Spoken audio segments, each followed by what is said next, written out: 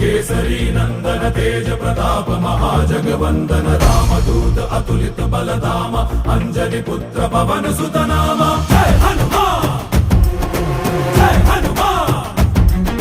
भूत पिशाच निकट नहीं आवे महावीर जब नाम सुनावे संकट से हनुमान छुड़ावे जन्म जन्म के दुख बिसरावे।